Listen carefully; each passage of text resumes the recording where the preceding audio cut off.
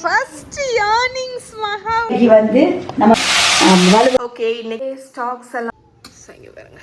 Good morning friends. இன்னைக்கு காலையிலேயே vlog ஆரம்பிச்சாச்சுங்க. இன்னைக்கு காலையில 6 மணிக்கு எந்திரிச்சு அவ்வளவு ஹெல்த் மிக்ஸ் ஃப்ரெஷ் பேட்சுக்கு எல்லாமே வறுத்து போட்டாச்சு பாருங்க. நம்மளோட ஹெல்த் மிக்ஸ் வந்து ஏன் ஸ்பெஷல்னு தெரியுமா? அதுல அவ்வளவு நட்ஸ் இங்க பாருங்க, பாதாம், கேஷ்யூ, பிஸ்தாஷியோ எல்லாம் வறுத்து 2 பேட்ச். ஸோ லாஸ்ட் டைம் வந்து ஒரு 5-6 டேஸ் முன்னாடி தான் ஃப்ரெஷ் பேட்ச் வருத்தோம்னு இன்ஃபார்ம் பண்ணியிருந்தோம். அவ்வளவுமே சோல்ட் அவுட் ஆயிடுச்சு, ஸ்டாக் அவுட் ஆயிடுச்சு. இவ்வளோ ஆர்டர்ஸ் வரும்னு நினைக்கவே இல்லை. ஸோ அதனால நெக்ஸ்ட் பேட்ச் வந்து டபுள் பேட்ச் பண்ணியிருக்கோம். ஸோ உங்களுக்கு வேணும் அப்படின்னா ஹெல்த் மிக்ஸு, கவுனி போரிட்ஜு, உப்பு போரிட்ஜ், அதாவது ஹெல்த் மிக்ஸ் வந்து இனிப்பு, கவுனி பார்த்தீங்கன்னா உப்பு போரிட்ஜு. ஸோ வயசானவங்க யாராவது உப்பு இனிப்பு குடிக்க வேண்டாம் அப்படின்னு நினைக்கிறீங்கன்னா நீங்கள் கவுனி ப்ரிஃபர் பண்ணலாம். அதுக்கப்புறம் கரம் மசாலா ஃப்ரெஷ் பேட்ச் வந்து 2 நாள் முன்னாடி தான் பண்ணோம். அதுக்கப்புறம் நம்மகிட்ட வந்து கிரேவி மசாலா, ஃப்ரை மசாலா எல்லாமே இருக்குங்க. ஃப்ரெஷ் பேட்ச் அவைலபிளாக இருக்குது. ஸோ அதனால் உங்களுக்கு வேணும் அப்படின்னா வாட்ஸ்அப்பில் நீங்கள் ஆர்டர் பண்ணுங்கள். அண்ட் காலையிலேயே இந்த ஒர்க்கை முடிச்சாச்சு. இன்னைக்கு அப்படியே vlog கண்டினியூ பண்ணலாம். ஓகே இன்னைக்கு வந்து அடுத்த வேலை என்னன்னு பார்த்தீங்கன்னா, இந்த கொலை காணிச்சு நான் உங்கள்கிட்ட கொலையா வாழை கொலை கொலை இல்லை. ஸோ இது வந்து நம்ம வாழை மரத்தில் விளைஞ்சிச்சுல என்ன ஆயிடுச்சுன்னா, மரம் வந்து வெயிட்டு தாங்காமல் சரிஞ்சிடுச்சு. ஆனால் இந்த வாட்டி போன வாட்டி மாதிரி கூட பெருசாக இல்லை வாழை.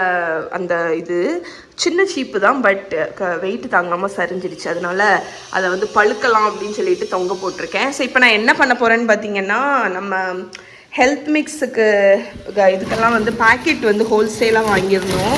அது வந்து இப்போ தான் வந்துச்சு. அதனால இது எல்லாத்தையுமே அரேஞ்ச் பண்ண போகிறோம். ஸோ நம்ம பேக்கேஜிங் எல்லாமே நம்ம வந்து ஐ திங்க் கோயம்புத்தூரா சென்னையான்னு தெரில, எங்கேயோ இருந்து சதீஷ் தான் வாங்குவாங்க. ஸோ அதனால் எல்லாமே வந்துடுச்சு. அதனால இது எல்லாத்தையுமே ஷெல்ஃபில் வந்து அடுக்கி வைக்க போகிறேன். ஸ்டாக்ஸ் எல்லாமே உள்ளே ஏற்றியாச்சுங்க. எப்பாடி ஃப்ரெண்ட்ஸ் தான் லன்ச் வந்து ரெடி பண்ணிகிட்ருக்கேன். எனக்கு சிக்கன் பிரியாணி கிரேவிங் வந்துச்சா, ஆனால் வந்து சிக்கன் பிரியாணி பண்ணலை, சிக்கன் ரைஸ் மாதிரி ஒன்று பண்ண போகிறேன். ஸோ கொஞ்சம் டிஃப்ரெண்ட்டாக இருக்கும். அதனால் உங்கள் கூட ஷேர் பண்ணலாம் அப்படின்னு நினச்சேன். இது வந்து ஒரு ஃப்யூஷன் மாதிரி இருக்கும், லைக் ஒரு Asian inspired chicken rice, Indian Asian inspired chicken ரைஸ்ன்னு சொல்லலாம். ஸோ ஆயில் வந்து ஒரு 4 டேபிள் ஸ்பூன் ஆயில் ஒரு ப்ரெஷர் குக்கரில் ஹீட் பண்ணியிருக்கேன். இதில் வந்து ரம்ப இலை, பட்டை, ஏலக்காய், சோம்பு, கிராம்பு எல்லாமே ஆட் பண்ணுறேன். இதுதான் நம்மளோட இந்த ரைஸுக்கு ஃப்ளேவரிங். ஸோ ஃப்யூஷன்னு சொன்னேன்ல, அதனால் நம்ம வந்து இதுக்கு சோய் சாஸ் எல்லாம் ஆட் பண்ணுவோம், நல்ல கலருக்கு வேண்டி. கொஞ்சம் டிஃப்ரெண்ட்டாக இருக்கும். ஸோ இது வந்து இதில் வந்து என்ன இருக்குன்னா, இஞ்சி, பூண்டு, பச்சை மிளகா பேஸ்ட்டு இருக்குது, அதை ஆட் பண்ணிக்கோங்க. அதை ஆட் பண்ணி இந்த ஆயிலில் ஒரு 1 மினிட் நம்ம வந்து ஃப்ரை பண்ணிடலாம். இஞ்சி, பூண்டு, பச்சை மிளகா எல்லாமே நல்லா வதங்கி பச்சை ஸ்மெல் வந்து போயிடுச்சு. இப்போ நான் இங்கே வந்து வெங்காயமும் ஒரு 2 பச்சை மிளகாவும் கீறி வச்சுருக்கேன், அதை ஆட் பண்ணிடுங்க.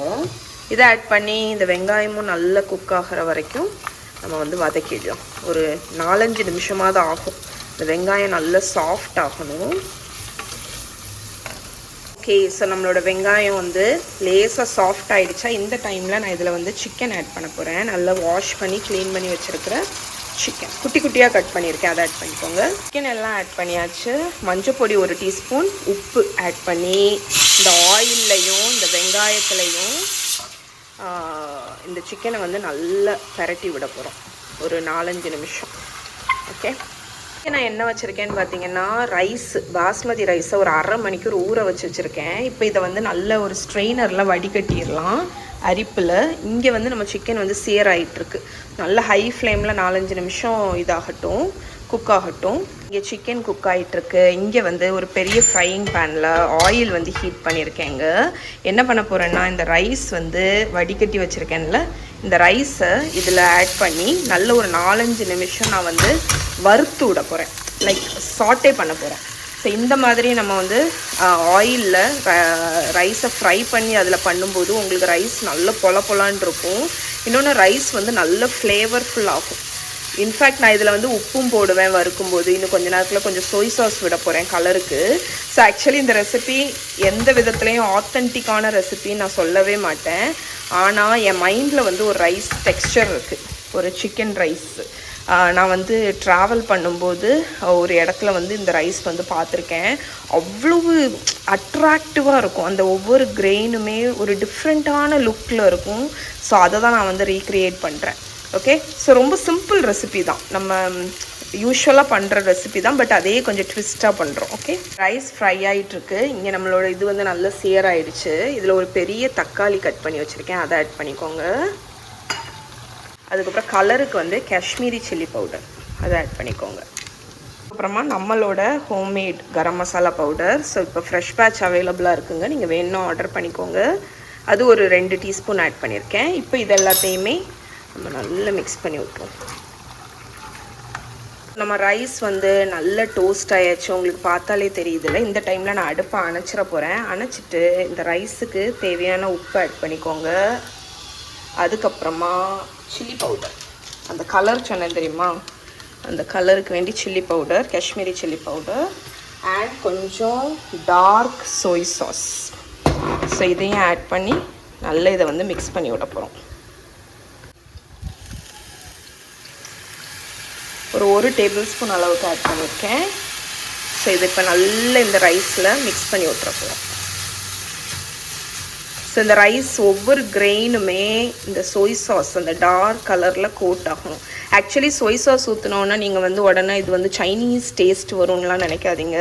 சோய் சாஸோட ஃப்ளேவர் ப்ரொஃபைல் உங்களுக்கு தெரியும் அப்படின்னா அது வந்து சால்ட்டி, உமாமி அந்த ஃப்ளேவர் தான் அண்ட் கலர். ஸோ அதனால் இது வந்து சைனீஸ் டேஸ்டெல்லாம் வராது. இது வந்து மெயினாக அந்த டார்க் கலர் கிடைக்கும் உங்கள் ரைஸுக்கு. ஓகே, ஸோ இதை நல்லா மிக்ஸ் பண்ணி விட்ருவோம். அவ்வளோதான், இது ரெடி. இது அப்படியே இருக்கட்டும். ப்ரெஷர் குக்கரை மாற்றிட்டேன், பிகாஸ் அந்த ப்ரெஷர் குக்கர் வந்து பத்தாது, நான் அண்டர் எஸ்டிமேட் பண்ணிட்டேன். இப்போ வந்து இது எல்லாமே மிக்ஸ் பண்ணிட்டோமா, இப்போ இதுக்கும் கொஞ்சம் டார்க் கலர் கொடுக்கறதுக்கு இதுலேயும் ஒரு 2 டீஸ்பூன் அளவுக்கு சோய் சாஸ் ஆட் பண்ணிக்கிறேன். ஸோ இங்கே நான் வந்து நல்லா எல்லாமே குக் பண்ணிட்டேங்க. என்கிட்ட கொஞ்சம் சிக்கன் ஸ்டாக் ஹோம்மேடு இருக்குது, அதனால் நான் அது வந்து ஆட் பண்ணியிருக்கேன். நீங்கள் வந்து 1 கப் ரைஸுக்கு வந்து ஒரு 1.25 கப்பு அளவுக்கு தண்ணி வச்சு நீங்கள் வந்து ஆட் பண்ணிக்கலாம். ஸோ அந்த அளவுக்கு தண்ணி ஊற்றிட்டு கொதிக்க வைங்க. இங்கே ரைஸோட டெக்ஸ்சர் உங்களுக்கு காணிக்கிறேன். இங்கே பார்த்தீங்களா, ஒவ்வொரு கிரெயின்ஸுமே அந்த டார்க் கலரில் கோட் ஆகி இருக்குது, உதிர உதிராகவும் இருக்குது. இதில் தண்ணி ஊற்றியாச்சு. நான் லெமன் ஜூஸ் கொஞ்சம் ஊற்றிக்கோங்க அந்த புளிப்புக்கு. இது கொதிக்கட்டும், தளன்னு கொதிச்சதுக்கப்புறம் ரைஸ் ஆட் பண்ணலாம். ஸோ நம்மளோட தண்ணி வந்து லேசாக கொதிக்க ஆரம்பிச்சிருச்சு. எனக்கு இன்னும் பொறுமை இல்லை, பட் கொஞ்சம் நல்லா கொதிக்கட்டும், பிரச்சனை இல்லை. கொதிக்கிற வரைக்கும் நீங்கள் வெயிட் பண்ணலாம். இப்போ இந்த ரைஸை நான் வந்து ஃபுல்லாக இதில் ஆட் பண்ணிட போகிறேன். ஓகே, ஆயிலில் சோய் சாஸ் போட்டு வறுத்த அந்த ரைஸை வந்து ஆட் பண்ணியாச்சு. இப்போ இதை நல்ல ஒரு கிளறிட்டு இப்போ இது வந்து சேர்ந்து ஒரு ஃபுல் கொதி வரட்டும். ஓகே, குக்கரில் வந்து இந்த பிரியாணியோ ரைஸோ இந்த மாதிரி பண்ணும்போது குழையுது அப்படின்னு நீங்கள் ஃபீல் பண்ணிங்கன்னா அதுக்கு ஒரு டெக்னிக் வந்து சொல்லித்தரேன். ஸோ ரைஸையும் தண்ணியும் சேர்த்துட்டு நல்லா கொதிக்க விடுங்க. அது உடனே வந்து நீங்கள் ப்ரெஷர் வந்து மூடி ப்ரெஷர் போடக்கூடாது. எந்த அளவுக்கு கொதிக்கணும்னா ஒரு 5 நிமிஷம் கொதிக்கும்போது இந்த அளவுக்கு, அதாவது தண்ணி தனியாக அப்படி தெரியக்கூடாது. இது இன்னும் அந்த ஸ்டேஜ் வரல. இப்படி நீங்கள் கிளறி விடும்போது இவருங்க தண்ணி வந்து இப்படி மேலே வந்து அப்படி தங்கி தெரியக்கூடாது. ரைஸும் தண்ணியும் சேர்ந்தாப்பில் வரணும். இன்னும் ஒரு 1 மினிட் கொதிச்சா அந்த மாதிரி வந்துடும். அதுக்கப்புறம் தான் நீங்கள் வந்து ப்ரெஷர் போடணும். அப்படி போட்டு நீங்கள் வந்து ஒரு லோ ஃப்ளேமில் ஒரு 7 நிமிஷம் நீங்கள் வந்து மூடி வச்சு குக் பண்ணாலும் சரி, ஒரு விசில் வச்சுட்டு அணைச்சாலும் சரி, அப்படி பண்ணிங்கன்னா உங்களோட பிரியாணிக்கோ இல்லாட்டி எந்த ரைஸுக்கோ வந்து பண்ணும்போது உங்களுக்கு வந்து குழஞ்சு போகாது. ஸோ இப்போ இது நல்லா கொதிக்குது பாருங்கள். இப்போ உங்களுக்கு பார்த்தா தெரியுதா, மேலே வந்து தண்ணி இப்படி தேங்கி இருக்குது பார்த்தீங்களா, அதுதான் இருக்கக்கூடாதுன்னு சொன்னேன். எந்த மாதிரி வரணும்னு நான் சொல்கிறேன் பாருங்கள். இன்னொரு 1 நிமிஷம் கொதிக்கட்டும். இங்கே பார்த்தீங்கன்னா ஒரு நிமிஷம் ஆயிருக்கும். இங்கே பார்த்தீங்களா, இப்படி கிளறி விடும்போது அந்த தண்ணி தனியாக தெரியல பார்த்தீங்களா, ஃபுல்லாக அந்த ரைஸும் இதாட்டு இருக்குல்ல, இந்த ஸ்டேஜ் வரணும். இந்த ஸ்டேஜ் வந்தோன்னா அடுப்பை லோ பண்ணிவிடுங்க. நெய், இது ஆக்சுவலி இந்த ஓணம் சதையாக்கு கூட தந்த நெய். இதில் நெய் வந்து ஒரு டேபிள் ஸ்பூன் மேலே ஊற்றிக்கோங்க. இப்போ நம்ம மூடி போட போகிறோம். ஓகே, ப்ரெஷரை லாக் பண்ணி லோ பண்ணிடுங்க. அடுப்பை லோ பண்ணிவிட்டு நீங்கள் 7 நிமிஷம் விட்டுட்டு அணைச்சிடலாம். அப்படி இல்லாட்டி ஒரு விசில் வருது அந்த டைமில் அப்படின்னா கூட நீங்கள் ஒரு விசில் விட்டு உடனே ஆஃப் பண்ணிடுங்க. ஓகே, இப்போ லோ பண்ணிட்டேன். நான் ஒரு 7 நிமிஷம் இதை வந்து லோ ஃப்ளேமில் குக் பண்ணிவிட்டு அணைச்சிட போகிறேன். ஓகே, அந்த டைமில் நீங்கள் விசில் வந்தாலும் பிரச்சனை இல்லை, விசில் வராட்டியும் பிரச்சனை இல்லை. ஒரு 7லேருந்து 8 நிமிஷம் லோ ஃப்ளேமில் வச்சுட்டு அணைச்சிருங்க. ஃப்ரெண்ட்ஸ், லோ ஃப்ளேமில் 10 மினிட்ஸ் வச்சு ஆஃப் பண்ணிட்டேன். விசில் எனக்கு வரல. ப்ரெஷர் ஃபுல்லாக, அந்த பில்டான ப்ரெஷர் ஃபுல்லாக ரிலீஸ் ஆகினோன்னா ஓப்பன் பண்ணேன். இங்கே பாருங்கள். இப்போ நம்ம வந்து இதை லைட்டாக ஃப்ளஃப் பண்ணி விடுவோம். ஸோ இங்கே பாருங்க எப்படி இருக்கு பாருங்க. இந்த ரைஸோட கலரை பார்த்தீங்களா? வேற லெவல், வேற லெவல் தான். குக்கரில் நீங்கள் வந்து இந்த டெக்னிக்கில் பண்ணி பாருங்கள், உங்களுக்கு குழையாது. நல்ல அழகாக கிரெயின்ஸ் எல்லாம் சைஸை பாருங்கள். Okay, done. இந்த மாதிரி ட்ரை பண்ணி பாருங்கள். இன்னைக்கு வந்து நம்ம வெண்டைக்கால ஒரு ஈஸியான ஒரு ரெசிபி தான் சொல்லி தர போகிறேன். இது வந்து நம்ம சப்பாத்திக்கு, சாதத்துக்கு எதுக்குமே காம்பினேஷன் நல்லா இருக்கும். இப்போ எப்படி பண்ணலான்னு பார்க்கலாம். அதுக்கு தேவையான பொருள்கள் வந்து என்னன்னு சொல்கிறேன். வெங்காயத்தை நான் நீளமாக கட் பண்ணி வச்சுருக்கேன். வெண்டைக்காவை ரொம்ப சின்னதாக ரொம்ப சின்ன ஒல்லியாட்டு இல்லாமல் இந்த மாதிரி தடிமண்ணில் கட் பண்ணி வச்சுக்கோங்க. மஞ்சள் பொடி, தக்காளியையும் அதே மாதிரி கட் பண்ணி வச்சுக்கோங்க. கரம் மசாலா பொடி, ஜீரகத்தூள், மிளகாத்த பொடி, தயிர், உப்பு, அதுக்கப்புறம் தாளிசம் பண்ணதுக்கு. இப்போ எப்படின்னு பார்த்துக்கலாம். இப்போ வந்து நம்ம வெங்காயத்தை போட்டுக்கலாம். போட்டுட்டு தக்காளியும் போட்டுக்கலாம்.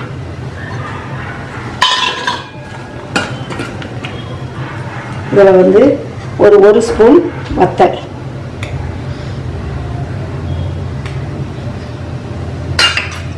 கொஞ்சம் மஞ்சள் பொடி.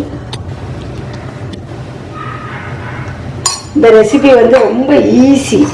நம்ம வந்து எல்லாமே இப்படி இதாட்டு பண்ணுறதுனால அதுக்கப்புறம் நம்ம எண்ணெய் தாளிசம் பண்ணிட வேண்டியதுதான். கரம் மசாலா, மஞ்சள் பொடி போட்டாச்சு. இப்போ கரம் மசாலா கொஞ்சம் போட்டால் போதும். அதுக்கப்புறம் ஒரு 2 ஸ்பூன் தயிர் ஊற்றிக்கோங்க.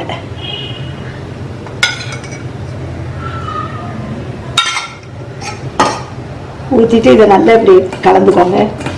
உப்பு போடலை.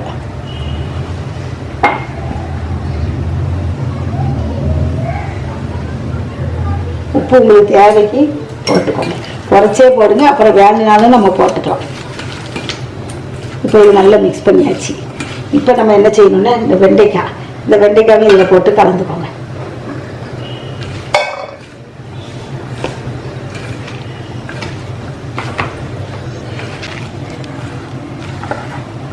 இது வந்து சப்பாத்திக்கெல்லாம் ரொம்பவே நல்லா இருக்கும்.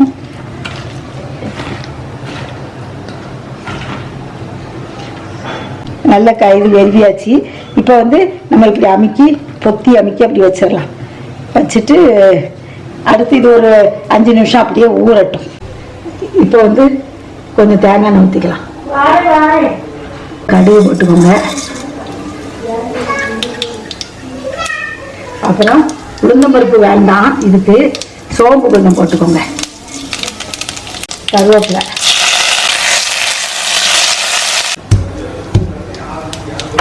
கொஞ்சம் பூண்டை சதைச்சு கொஞ்சம் போட்டுக்கோங்க.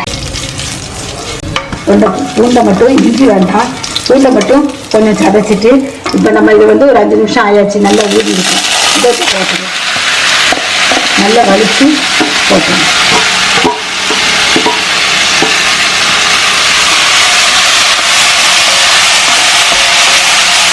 இதில் தயிரெல்லாம் ஊற்றிருக்கிறதுனால அது வந்து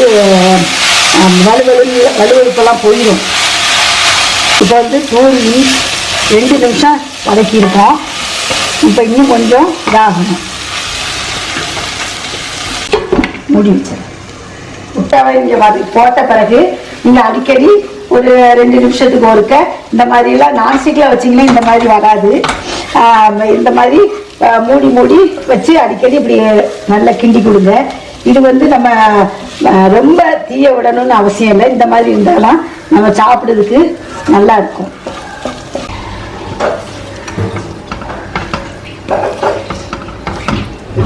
ஒரு 10 நிமிஷம் நான் வதக்கி விட்டு மூடி வச்சு வதக்கினதுல ரெடி ஆயாச்சு. இப்போ நம்ம வெண்டைக்காய் சப்ஜி ரெடி ஆயாச்சு. இது வந்து உங்களுக்கு சப்பாத்திக்கு வச்சு சாப்பிட்டுக்கலாம், சாதத்துக்கும் நீங்கள் எடுத்துக்கலாம், சோத்துல கூட நீங்கள் வெறுவி போட்டு சாப்பிட்டுக்கலாம். பிள்ளைகளுக்கெல்லாம் திங்கலன்னா சோத்துல வெறுவி ஒரு சொட்டு நெய் கூட ஊற்றி பிள்ளைகளுக்கு நீங்கள் கொடுத்துக்கலாம். ஏன்னா நம்ம காரம்லாம் ரொம்ப ஒன்றும் போடலை, ரொம்ப குறைச்சி தான் நம்ம போட்டிருக்கோம். இதில் நீங்கள் காரத்துக்கு வத்தல் பொடிக்கு பதில் பச்சை மிளகா கூட போட்டு பண்ணிக்கலாம். Friends, check out friends, Maha's first earnings. மகாவோட entrepreneurship dayல அவளோட first earnings. first இல்லை, ஆக்சுவலி செகண்ட் earnings. ஆனால் ஃபர்ஸ்ட் இது வந்து அவளுக்கு ஞாபகமே இல்லை. இப்போ அவளுக்கு ஞாபகம் இருக்குது பிகாஸ் அவள்கிட்ட சேவிங்ஸ் பாக்ஸ் இருக்குது. ஸோ இது வந்து நான் உங்கள் கூட அவள் பர்த்டேக்கு ஷேர் பண்ணியிருந்தேன்ல, 1 lakh rupees சேவ் பண்ணக்கூடிய சேவிங்ஸ் பாக்ஸ். ஸோ இதில் வந்து நம்ம எவ்வளோ ரூபா போட 1500 இப்போ இதில் எவ்வளோ ரூபா இதில் போடுறோமோ அதை கட் பண்ணிகிட்டே வரணும்.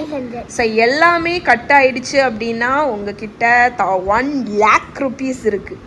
அதனால் மகாவோட சேவிங்ஸ் பாக்ஸ் இருக்கிறதுனால இது அவளோட ஃபர்ஸ்ட் ஏர்னிங். என் பிள்ளைய எல்லாரும் கங்க்ராச்சுலேஷன் பண்ணுங்க. கங்க்ராச்சுலேஷன்ஸ் மகா.